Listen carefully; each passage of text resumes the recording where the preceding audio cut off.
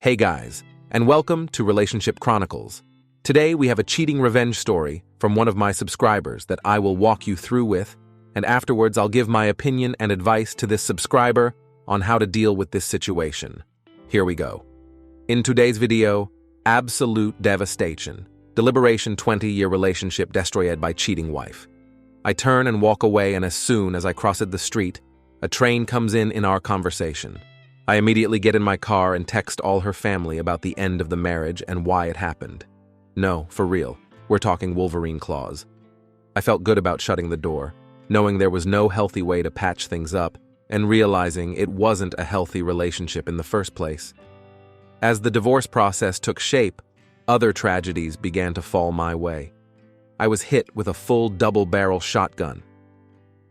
Right before D-Day, about 3 months earlier, when Mai was out on one of her trips for work or sexual affairs. Our house flooded on Super Bowl Sunday. I went to a friend's house and came home to find a half a foot of water in our garage.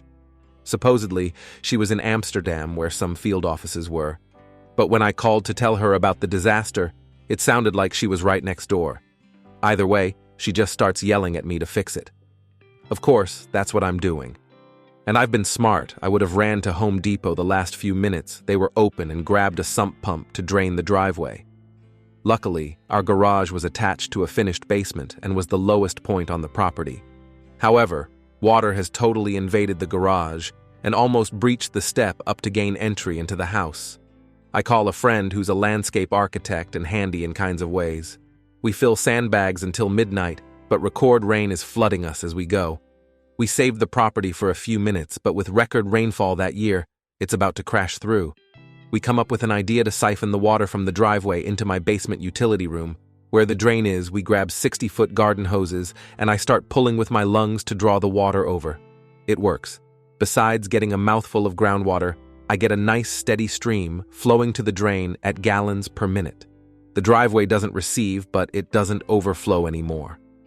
This gave me some time to bail calf-deep water around the house. Using the shop, I pull up about 5 gallons at a time, and we have one gutter leaking, and instead of going to the French drain, it's pouring into the driveway. I start filling a huge garbage can that has to be emptied every 3 hours or it fills with rainwater. I'm soaked. I'm in the rain and water and no sleep for 24 hours.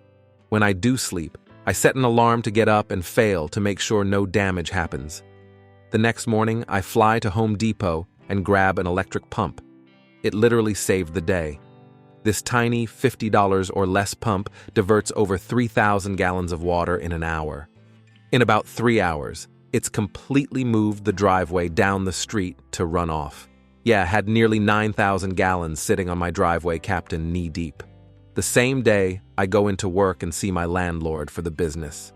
He runs a construction company, and I lament my tale. He immediately calls his disaster team and sends home-free industrial dehumidifiers to soak up any water from the drywall in the structure. I leave these running for a couple of days. Pump is still going in the driveway when my W's comes home. She starts to tell me that I was stressing her out with this situation and should have waited to tell her when she got back. Oh, okay, thought you'd want to know about possibly losing the house and almost causing $40,000 in potential damages. Then she proceeded to stay at the pump. In the driveway is like so embarrassing, and that if I don't move it, she will mind you. It's still raining. Still trying to flood the house, and my neighbors have even come over to offer help. I come home from a morning appointment and find the pump moved to the garage. WTF. Eventually, I get it repaired, and it stops raining enough to let the water recede. About a week later, on the nose, I come down with an awful flu. I can't shake on any regular spring Saturday. I start taking in movies and resting mid-afternoon. My chest starts to really hurt and won't subside, despite over-the-counter medication. Before we continue, please like and subscribe if you enjoy the video. I mentioned to my WS what's going on, and I think it's getting serious. Can't you take of yourself, UK? While I'm not driving you to the urgent care. I'll go with you, but I'm not driving. Fine, I'll drive myself to the hospital. Thanks for coming with me. That's so gracious of you, sweetie. I get to the ER, the hospital, and get all checked in.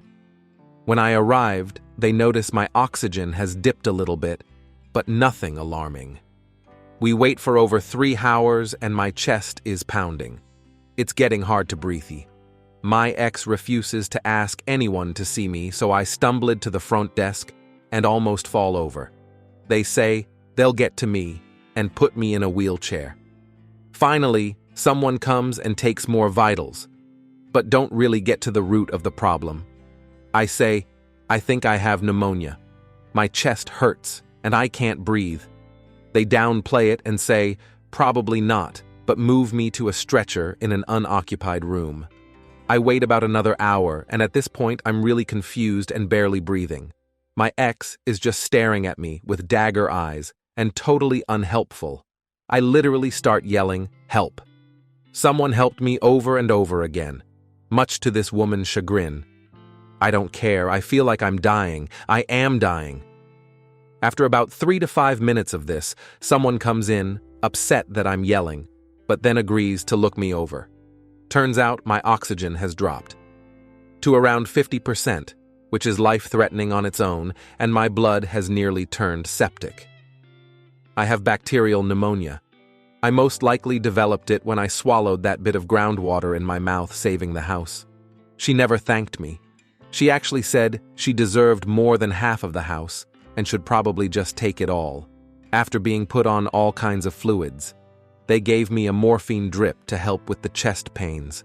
With comfort, I go in and out of consciousness, and as I pick her up from the stupor, I catch her gaze. This soulless human being looks back with eyes that wish I would have died right there. Life insurance would sure be a huge boon to this woman. We have $1,000,000 policies. It was then that I spotted it, the major red flag. I knew something was up, and even though I caught her accidentally, I started keeping records of things she'd say, or people she'd say she was with. They didn't add up, and in my heart, I knew something was off. The icing on the cake was that the rounds of antibiotics I would take combined with the stress of the divorce, among other things, wiped out my gut bacteria. I would spend the next year finding out that I have small intestinal bacterial overgrowth, SIV. Oh, now back to the divorce in progress. I think that backstory is important because, along with the previous conversations, it lays the groundwork to the events that would happen next. In brief detail, I'll enumerate them here for context. 1. After our meeting where I was given the weakest attempt at an apology in the history of language, and I told her family about the affair, my ex set a few things in motion. First, she made a point to tell people who were acquaintances and her immediate family that I was a deadbeat, a non-contributor to the relationship emotionally and financially. She had said she always wanted kids, and that I didn't, and that she was scared because I was borderline abusive. Because of this, I still either explain the situation or cut people out of my life who won't listen to my side of the story. The truth is the opposite. Of course, she maintained for decades that she never wanted children, and any time I brought it up, created a major fight. Her family took her side, of course, and I lost relationships that I thought were my family in the last 20 years. Nope, just went total no contact. Luckily, most of our friends who really knew us abandoned her and realized what she was doing too. Once my ex heard about my gut bacteria and all my medical troubles, she called to say that we should be friends and that she would make sure I stayed on our insurance through her work. She asked to meet up again, and it declined, knowing she wanted to rekindle the fields. As soon as I hung up, she began forging documents and turned in a letter of legal separation to HR to ban me from insurance. Rapidly, I found out at various doctor's appointments something was wrong with my coverage. All they would tell me is the policy was cancelled. I did my best to get Cobra insurance, but they could never activate it, even though I was willing to fork over the $800 a month. It was a nightmare paying out of pocket and calling back and forth. I would call my ex and C would lament that she had no idea what was going on. Eventually, I got the right person in HR, and they told me they couldn't set up Cobra because they were looking for the judge who signed the legal separation documents. My ex submitted a poll further devastated. I asked them to define exactly what they meant. My ex had forged a court document, signed a false name, where the judge's credentials would go, and submitted it to HR to illegally remove me from insurance pre-divorce. I explained that they'd never find the judge, and what they were holding was fraudulent. We had never been in court together or filed any legal document of separation. OMG, HR panic. Like you've never seen in retroactively gave me back my insurance for all the time lost. That's also why I couldn't get the Cobra insurance, because they were waiting for this imaginary judge to confirm the legality of it all. I texted my ex furious that she'd better call HR and hasten the process, and she played dumb while we are separated. I just don't want to do anything illegal. Such BS. We meet a week later, and she'd hand me Cobra documents in my lawyer's office to feign offering help after the fact. 3. She sold the house. Good for her. Except she sold it out from under me. She signed my name on all the documents and never even gave me final amount. I had to find out through my lawyer and the discovery process. Yeah, that hurt to 4. She tried to attack my business and only left it alone because I said I'd go after her $401k. In hindsight, I wish I would have. Her retirement fund was basically our retirement fund, and there were conversations like I buy all the groceries because she was making contributions to our future, being self-employed. My job didn't have that feature. While I was saving for retirement, it wasn't a match to count. She had the privilege of building. She was totally ready to devastate my business too. But fortunately for me, she was too cheap to hire a lawyer, and mine protected my assets and let her know that any judge would let me keep it and take her 401k if I wanted it. 5. To this day, she has continued to tell people I never wanted kids. And my poor mother just tears up at that fact because she knows it was the other way around. In further attempt to prove her ridiculous narrative, she is now pregnant with the APS kit. That's right. They're still together even though she told me they had separated when we did. Turns out she waited about 6 months and then introduced this guy to the family as the new beau. He's an improv comic hobbyist delili, but he works a day job. And that's where they met through her work.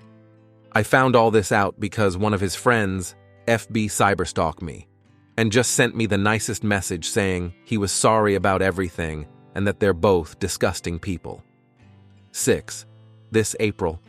Yes, 2 years later, I see these weird charges from the IRS to the tune of $12,000 go through my bank account. The numbers don't make sense. And I call the bank and my accountant. You guessed it, my dearly departed ex. Use my checking account to pay off her taxes, oopsies. I give her 24 hours to return the funds, or I'm claiming fraudulent charges. In hindsight, I wish I would have and let the IRS penalize her into oblivion for it. We texted back and forth. She won't apologize for it, of course, and asks why I'm so upset. It gets really stupid.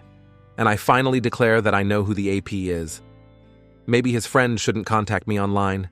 She doesn't say anything about this situation. And the only response I ever receive is, "Who have you been talking to all this?" And there's light at the end of the tunnel.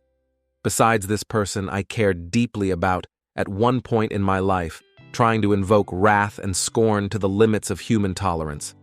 I'm here today to tell you I made it. Not only did I survive all this because I'm a champ, but I'm better off for it. The most obvious thing is you, the Redditor, are probably as sick and disgusted with this lady as I am. Human beings like this shouldn't be alive, and they certainly shouldn't bear children. This journey became so much more than that, and has vaulted me to a new level of growth. I'm ecstatic about shortly after beginning therapy, I discovered that I am a fixer. I grew up in a home where I was devalued, and my spouse fit right into that mold like a jigsaw piece. It felt like home, all her unquenchable demands and hoops to jump through. I was always shifting myself and trying to be the person I thought would make her happy, while never being true to myself. Clearly, that strategy didn't work and set me up for failure laid out here, because I was donating love without ever having concern for receiving it in return. One of the toughest lessons I had to walk through is dividing my ex from my own self-worth. Someone else here recently made a post, and it clicked for me. I had loved her for so long and so truly that I had prescribed a certain amount of my own self-worth from our relationship. When that was severed, I unknowingly felt like my value had diminished, that I needed to prove myself to my ex, or somehow I was worth more when she was with me. What a tragic statement. And he couldn't even put my finger on that until recently. Not knowing myself. I never learned to be comfortable in my wants, goals, and desires. I never learned to be comfortable in my accomplishments and my missteps, late to this party. I never learned what my value to others could possibly be and just buried it all under the guise of trying to be good enough for others to like me. I was always outgoing and socially fun, but it didn't come from the right place. Now I can see the red flags, and people I understand what I bring to the table and what I want in this world. In the past year, I have grown so much in all these regards. I've discovered who my true friends and family are, and I'm beyond words with how much I appreciate them in my life. I met someone, a fine woman who has her priorities in the right place. We love each other in a full, reciprocated way. She shares my accomplishments with pride and shoulders the burden of obstacles together. She treats those around her, including me, with empathy and kindness, on a foundation of strong resolve under these values. I feel truly blessed to know her and continue life's adventure with this young, passionate woman. We recently bought a camper van, and for my 40th birthday, or taking a cross-country road trip. It's all I could ask for and more because it's filled with nuance that I would be incapable of knowing to ask for in my previous relationship. I could leave a rant as long as this mini novel here on all the simple and beautiful gestures she has bestowed on me.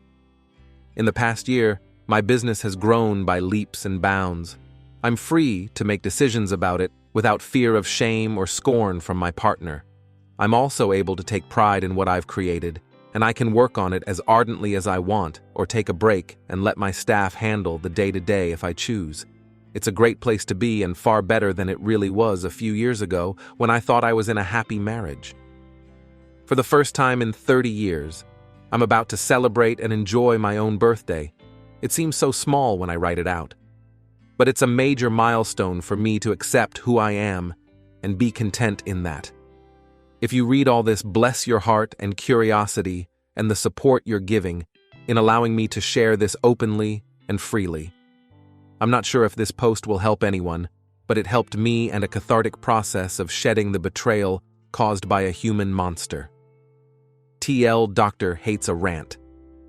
Oh, okay. So the nitty-gritty wife of 10 years GFR 20 and high school sweetheart had epic year-long affair without my knowledge.